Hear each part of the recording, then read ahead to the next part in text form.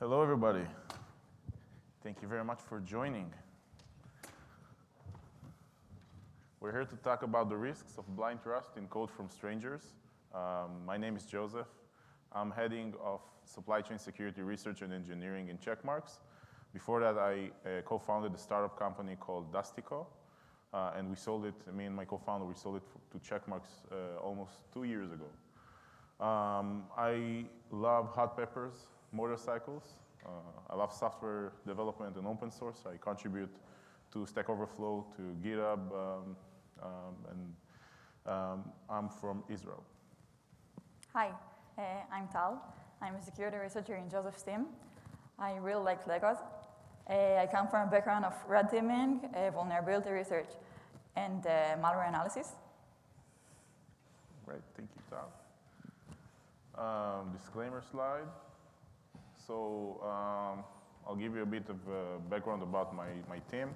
We're a team of threat hunters, security researchers, and software engineers, and security analysts.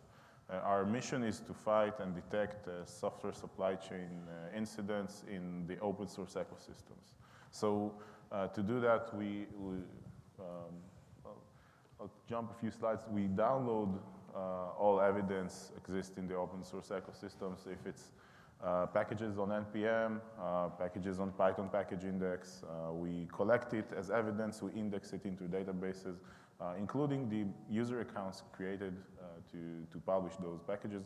Most of the traffic we analyze is legitimate and okay, but we deal with a lot of malicious threat actors. After we grab the evidence, we start a process of an analysis, automated analysis. We have tools to detonate the open source packages, such as Sandbox for packages we created. We have static analysis tools, and we use threat intelligence. Combined, we have over 30 engines to analysis. But after it's getting analyzed, we have human beings going over the results and making sure there is no false positives. And finally, we report the findings to the security teams of NPM, of Python, of the other ecosystems of GitHub, and publish blog posts, reports. I'll go back a few slides. So the process of software supply chain is basically developers contributing code into source control, uploading it to initiate in the build process. The build process is compiling the code together with third-party dependencies, and then there's artifact created, which is consumed by other software or other human beings. Salsa Framework created this diagram, basically dividing the different threats to 3 categories: source threat, build threats, and dependency threats. My research team is focusing on dependency threats. From my perspective, it's what most Wild West in this software supply chain process. So we published a lot of findings, open source findings, blog posts, reports. I'll give you my card if you want to be in our mailing list. We use traffic light protocol to some incidents are sensitive, so we publish it in a closed loop. And when we analyze, we need to deal with a lot of noise. So the ecosystem of open source keeps growing and growing. Just looking on NPM, we analyze close to 2 million unique packages published and uploaded in the past month.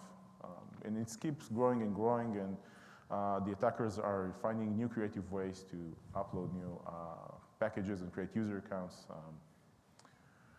So generally speaking, everyone uses open source.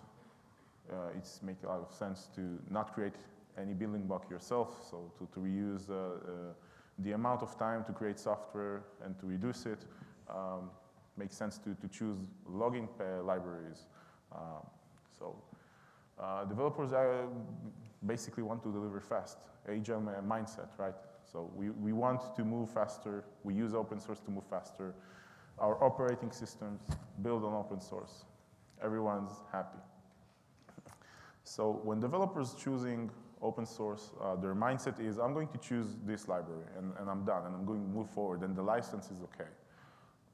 But what is not necessarily always in their mindset is their pickings of open source brings other side effects, other transitive packages, the dependencies of their dependencies. In real life scenarios, it's forests and jungle of dependencies. So let's say I'm evaluating a package, an NPM, and I'm considering adding it to my project. I want to review all code I'm going to get from other third-party dependencies. So if I'm about to install this, I'll get over 800 transitive dependencies of CNCJS contributed by over 600 different contributors. So it would take me a lot of time to go over this. Better off creating this piece of code myself. Go ahead. So in this talk, we're going to talk about 3 main lessons that we have learned during our time in the supply chain field that we believe are the most important one. So the first one is popular doesn't necessarily mean safe. So meet Faisal. He's a cool guy living in Indonesia.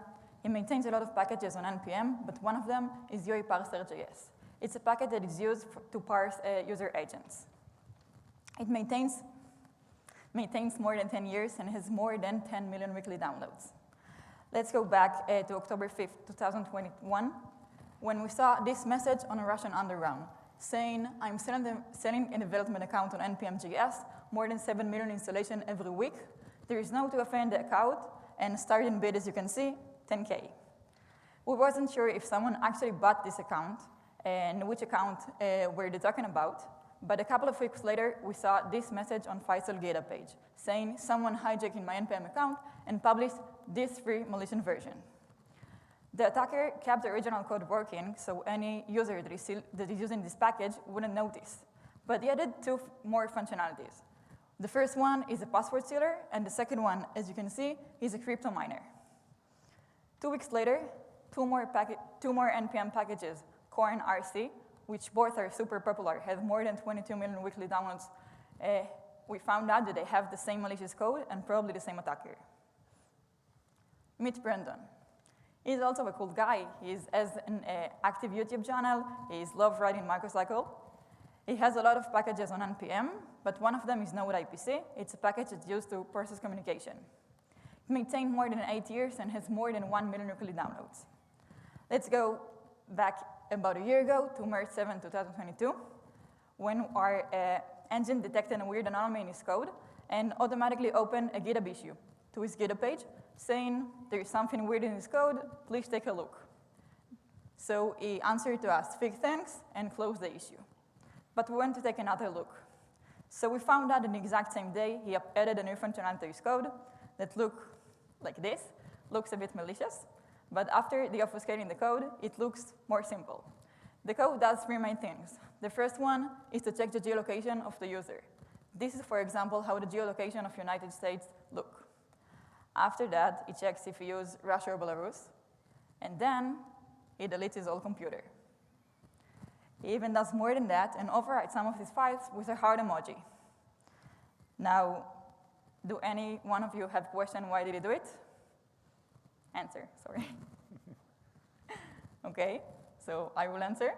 About a year ago, the war between Russia and Ukraine was about to start, and Brandon decided to take a stand. So he even posted on his own GitHub page saying, you download my software for free, so I'm allowed to wipe your computer, and even said it's all public documented, licensed, and open source. Now we asked ourselves, what we'll do with other projects? Will you still use them?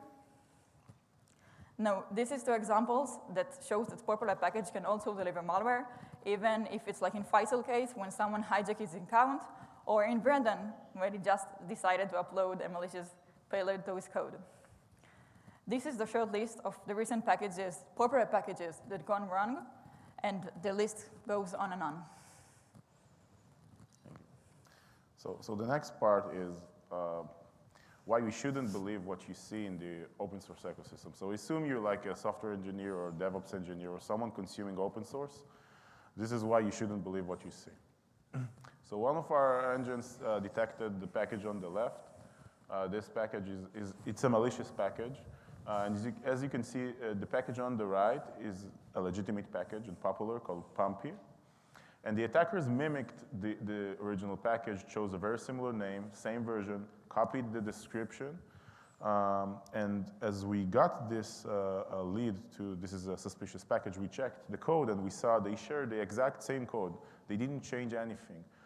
Other than one minor change, the metadata of the malicious package included a reference to another package, dependency package of Pumpy.io.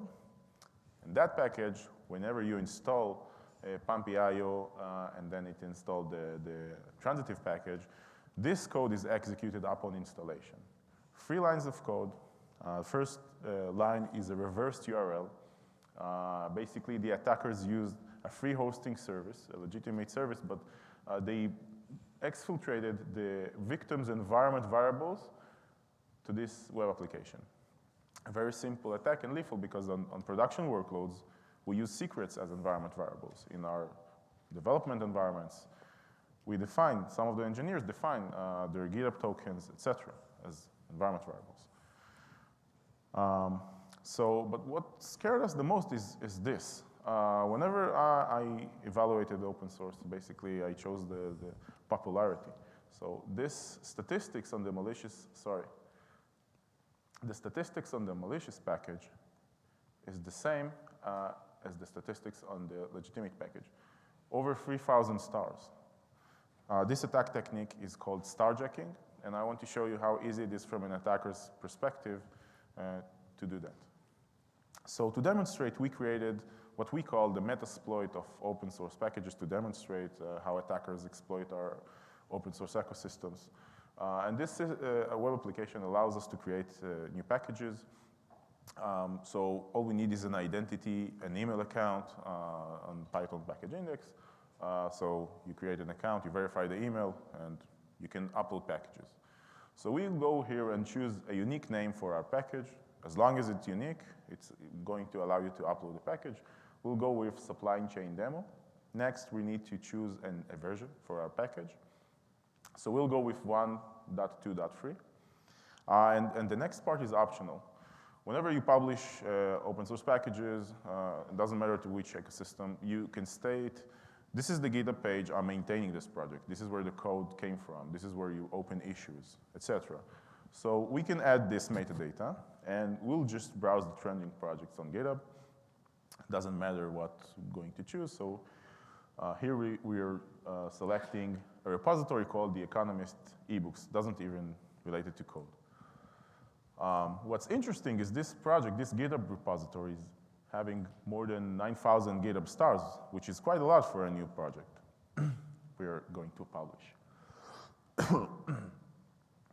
So the next part is the package payload. We're going for something simple. Sorry. We're going to do something simple, 2 lines of code. First statement is going to grab code from Pastebin, additional stage for Python code. And the next step is to evaluate it and execute it into the victim's runtime. That's it. Clicking on next, it's going to publish. And basically, after a couple of moments, the package was created. And even though created 10 seconds ago, the statistics look over 9,000 stars. So again, this attack technique is called starjacking. And in this case, we added a disclaimer and we said, don't install it, it's just for demos. But attackers are not putting disclaimers. And as a developer, I would fall for this trick if I was not into this field of malicious content or open source. So the next part I want to show you is how attackers are evolved. They use a lot of techniques. Over time, we take a step, they take a step. It's like they're getting quite tricky. So in this incident, it was like last year, August, Tal sent me a message. It was a Saturday. Joseph, I see something strange.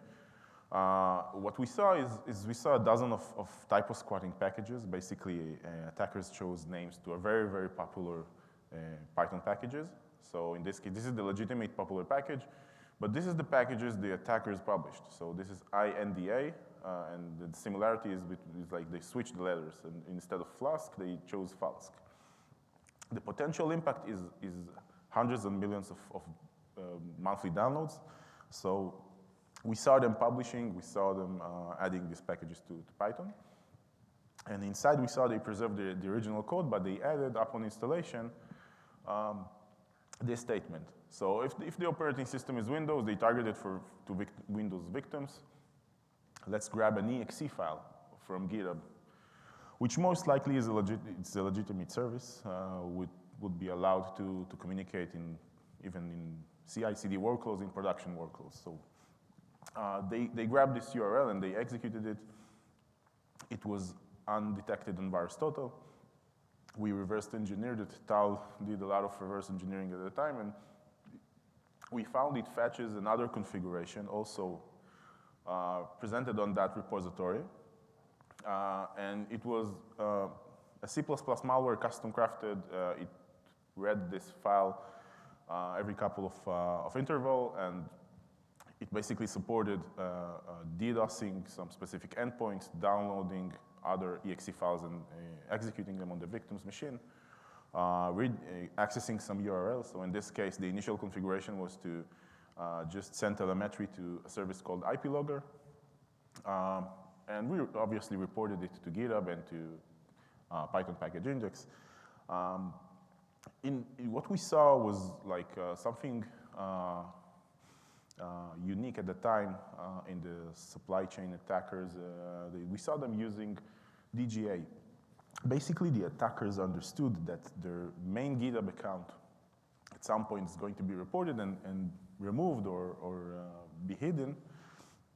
So they came up with a plan, a backup plan, so all infected victims, in that case, going to grab a new configuration from those URLs. It's a sequence, 1, 2, 3, up to 23. And those user accounts are unoccupied, so the attackers can register them at any point and place the new configuration in this specific path. So first time we saw them using DGA. And as we kept track on this GitHub repository, we saw the attackers updating the configuration to target DDoS all of the victims infected to DDoS this specific IP address. And we checked what's this IP address. We checked online and we found out quite fast it was a Russian Counter-Strike 1.6 server. Interesting. So I love to play Counter-Strike. And in the meanwhile, I opened an issue challenging the attacker. Let's do a one-on-one match. And if I win, you stop. We got you. We know what you're doing. Sadly, he didn't, or they didn't accept the challenge, and the project got removed, and the packages got removed. Everyone's happy. Another example, this is a malware, started open source malware called Wasp Stealer. We saw attackers deploy it in variant open source packages. They use typo squatting, they use starjacking, stolen description, and massive campaigns and copycats of this malware. Inside we saw whenever a victim installed this package, there is a fetch of this image hosted on a legitimate image hosting service and installing a specific package, which is legitimate. So this image was part of the incident, and it looks innocent, but it actually contains code using steganography techniques. And this short line of code, it's another stager encoded in base 64.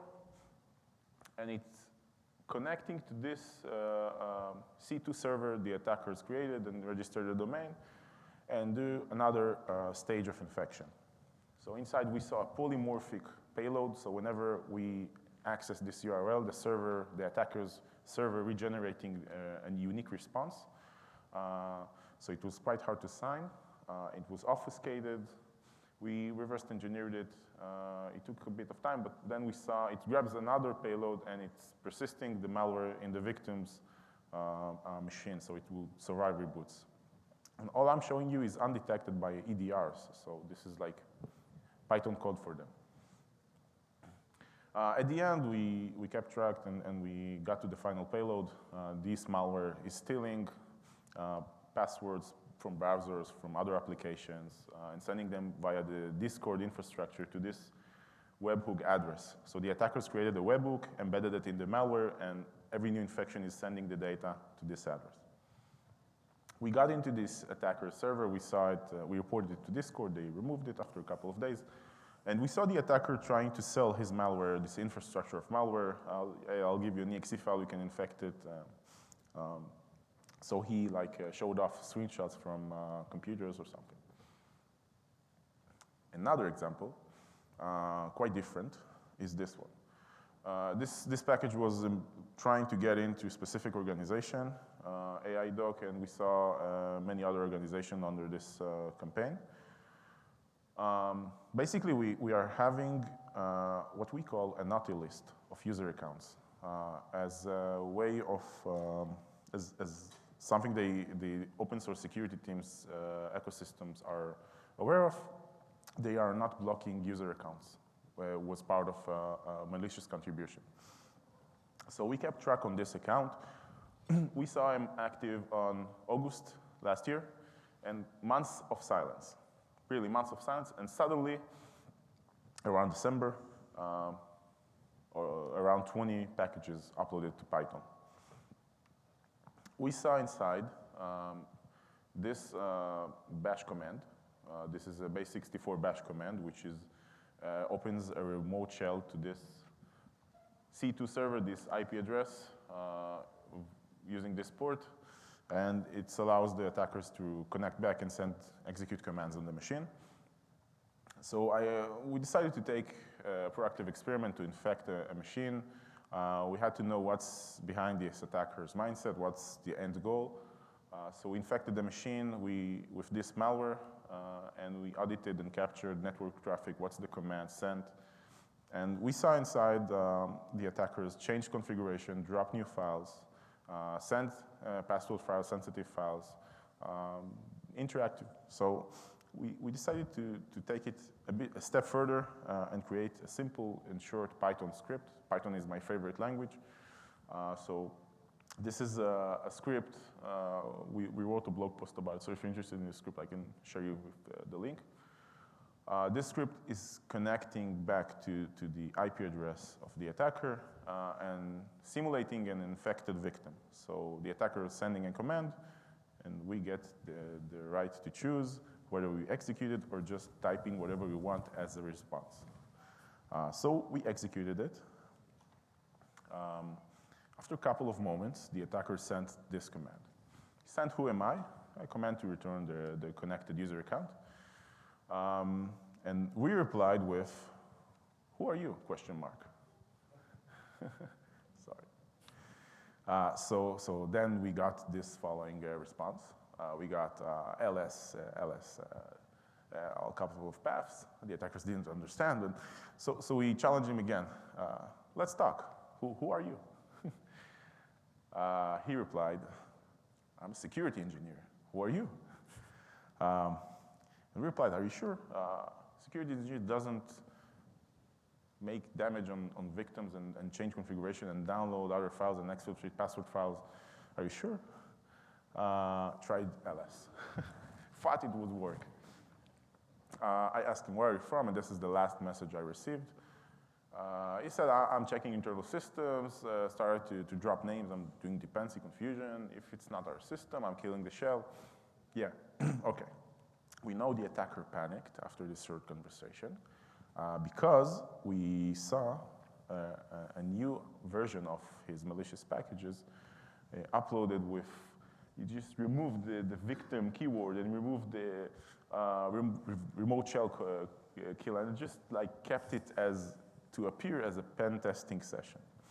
Okay, I didn't buy that, but we reported it was removed. Next incident. So this is a typo spotting campaign that happened 2 months ago. All the payload looks something like this. It's a bit of Chinese obfuscated code. But after research the code, we found out that the code is actually download a malicious browser extension to these following browsers. So we wasn't sure why they decided to take this download browser extension instead of putting the code just in the package. So we found out that the code is actually trying to manipulate with the clipboard. So every time a user copies a wallet address, it automatically changes it to the attacker wallet address. using these regexes, you can see your Bitcoin, Ethereum, and so much more. So this is a quick demo of the attack. These are some of the many websites that are used to transfer between money between wallet addresses. So here you can see that when I'm copying a wallet address and paste it, they both, I'm sorry, I can't see right there, but I think they both start with 3M. I can't see it either, never mind. But this is the malicious parse extension, and when I'm activating it, when I'm activating it and copy the exact same thing and paste it, it pastes exactly different. It starts with BT. So we found out a large attack. The attacker posted more than 900 packages during just a few days. I think it was 4 days. But when kept investigating this attack, we found out something really cool. The attack happened in February, but all the users that used more than 22 users. All of the users were created the exact same day on November 1st, 2022, 3 months before. So we wanted to get the full list of all the users that the attacker may have created so we can prevent the next attack. So we found out that Python does have this data, and we assumed that they might have an API. They didn't. So we reached out to them and asked them if they can give us all of the list of the exact same day. They didn't reply to us, so we need to find another way to get the users. So there's a thing called a sitemap that many websites use. It's basically a page with all the imported links on the website that the web browser like Chrome can easily crawl the data. So there was 257 sitemap pages. I wrote a simple script that go through all of them and get all the users. There was something like 600,000 users. And then I wrote another script that go through all the users and receive more data about them, their creation date, their image, their display name, and everything I could have got. So I could narrow the list down. There was thousands of users, only the exact same day, so I could narrow it down to the attacker. So I received something like 300 users that I suspect are the attacker users that he created. He didn't use them all, but we keep on monitoring them to prevent the next attack.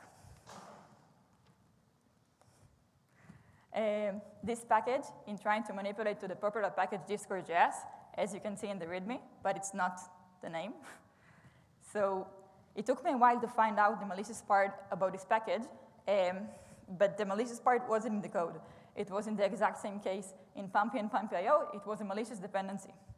So the malicious dependency looks something like this. It's basically tried to steal PayPal, as you can see, and Nitro for Discord. So I tried to connect the dots. There were a few malicious dependencies to each version of the package, and I wanted to find them all of the users and all of the similar packages. So after a few minutes of working, I received the following graph. But after a few weeks of working and retro hunting, I got to the following graph. As you can see here, this is the starting package, and this is the full graph. If some of you may understand the graph, good job, because I created it and I have no idea what is going on in here. So we found something really cool, that many other people and companies found out some of the packages. This attack group was active for more than a year. So we found out the tone type, found the colors-related packages, and JFrog found out some of the Discord stealer packages, and even Kaspersky found another Discord stealer packages. So we discovered a large attack group that we and they call themselves the same name, call themselves Lofi Gang. They uploaded thousands of packages to NPM. They even uploaded hacking tools to GitHub. They uploaded short videos to social media to explain how to install their malicious packages without telling everybody that it's actually malicious and stealing data. And we even found out their server, which had more than 14,000 users in it. This is the server in the beginning. We reported it to Discord, and they removed the server. They even posted getting back to their community, they posted some of the stealing data on hacking forums, Discord, Minecraft, and even Disney Plus account. But they didn't want to get back that much, so even some of their data was reported as infected. Of the other hackers of the forum, of course. And even the hacking tools that they posted on GitHub, that was supposed to, I don't know, like use people to hack stuff, they added a malicious dependency, so everyone that's trying to hack stuff will also steal data directly to them. Thank you. I think what we should remember is these are advanced persistent threats. These are attackers persistent to get what they want, and they'll continue doing whatever campaigns they're doing to achieve it. If it's stealing money, if it's stealing passwords. We're presenting a lot of examples like it's a wide attack, but it can't be very, very directed to some organization. You know, stealing one of the developers' GitHub tokens from their development machine would most likely lead to the attackers able to read the private code of the organization. It's scary. To summarize, it's that easy because the ecosystem was not designed for dealing with such threats. So we have no vetting whatsoever. As long as the name, as domains, as long as the name is unoccupied, anyone can publish it, as we demonstrated. They don't check the package names or related Git repository someone can state, or any descriptions inside, any website URL, it's not vetted.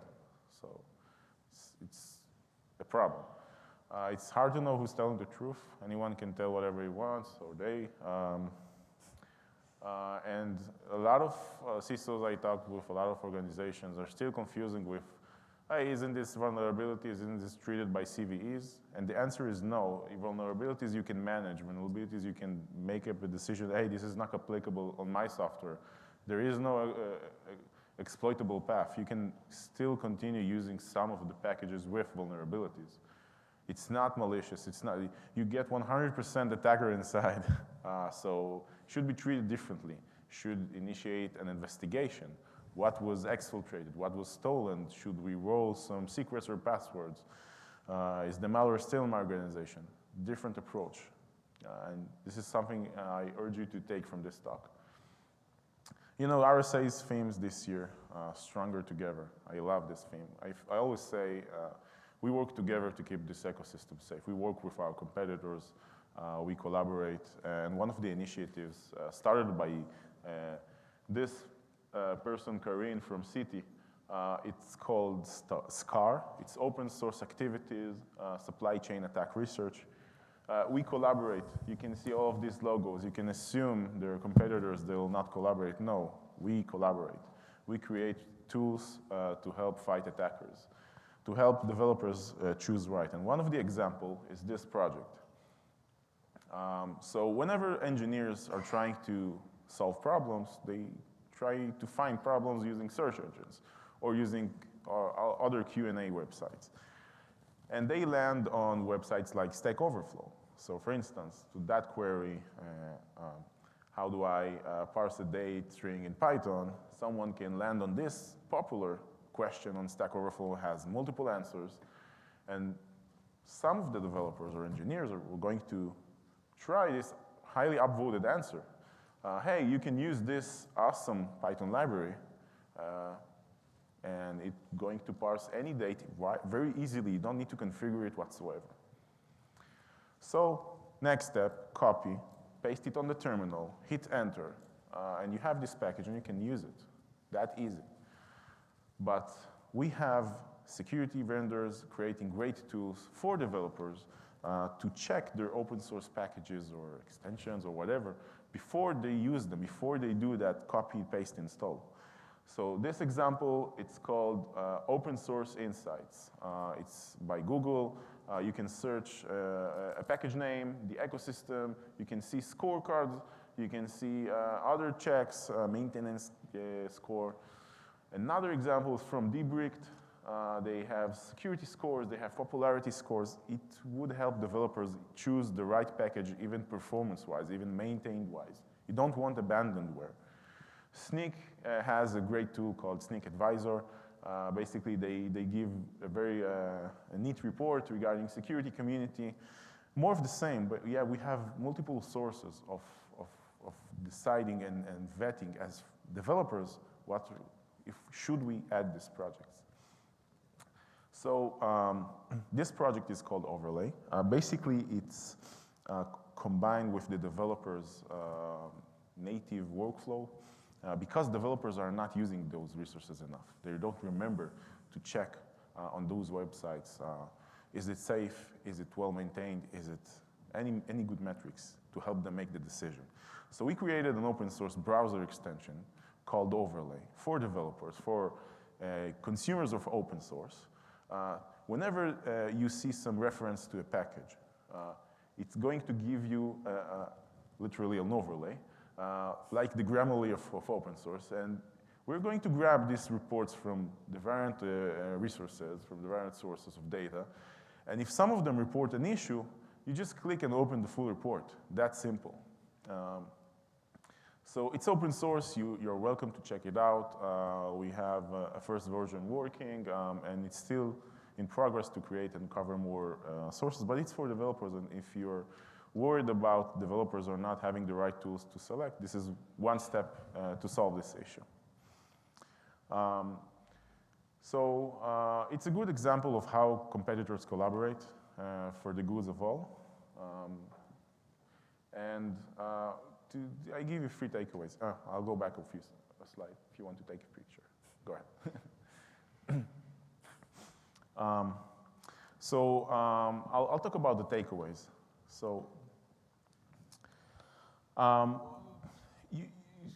Reduce the excessive trust in open source. This is one takeaway I want you to take from this talk. Don't assume someone will be aware of an attacker uploading something. We're still not good enough as an industry. There's a lot of noise. Attackers are not fool. They do and adapt all kinds of new techniques. You need to vet your open source. You need to educate your developers to vet your open source and make suspicious on every new thing they add. I recommend them to use, for example, to use Overlay, should define policy. Maybe we should check and add multiple people review. And please remember, even the most popular open source project can also deliver malware, as Tal demonstrated before. Don't take calls from strangers without vetting.